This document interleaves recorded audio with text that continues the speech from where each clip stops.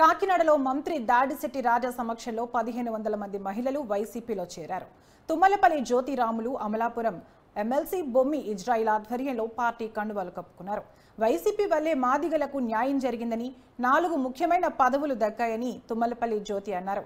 YCP గెలుపు కోసం కృషి చేస్తామని, జగన్తో పాటు దాడిశెట్టి రాజాను మళ్లీ గెలిపించుకుంటామని చెప్పారు.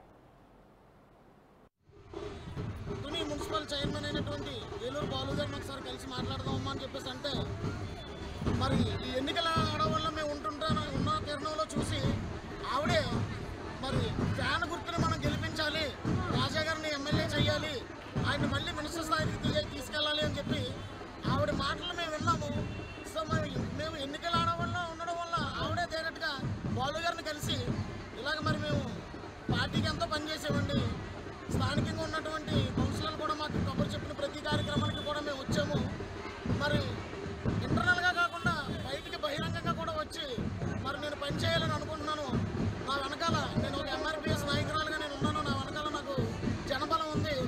ఆ జనబలంతో నేను దాడిశెట్టి రాజా గారితో కొండ వహించుకున్న తక్షణమే మరి నియోజకవర్గ స్థాయిలో కూడా నేను తిరిగి పార్టీ కోసం పనిచేస్తానని ఆవిడ చెప్పడం జరిగింది. అదేవిధంగా మరి ఈరోజు మరి బర్రె అప్పారావు గారు ఆధ్వర్యంలో ఏలూరు సుధారాణి గారు వాళ్ళ హస్బెండ్ అయినటువంటి ఏలూరు బాలు గారు ఆధ్వర్యంలో, దిలీప్ గారు ఆధ్వర్యంలో, మరి మా కౌన్సిలర్ అయినటువంటి నా ఆధ్వర్యంలో కూడా మరి జ్యోతక్క గారు ఈ రోజు వరకు కూడా ఎప్పుడు తమ్ముడు అని పిలిచి ఆ పిలుపు గౌరవాన్ని ఈ రోజు ఆవిడ కూడా నన్ను నడిపించింది. అలాగే మన నియోజకవర్గ దాడిశెట్టి రాజా గారికి నా నమస్కారాలండి. రాష్ట్ర ముఖ్యమంత్రి మన జగన్ గారికి నా నమస్కారాలండి. నా ఎంఆర్పిఎస్ కార్యకర్తలకు అందరికీ కూడా నా నమస్కారాలండి. నేను నోటరీగానే చేశాను కానీ బహిరంగ రాలేకపోయానండి.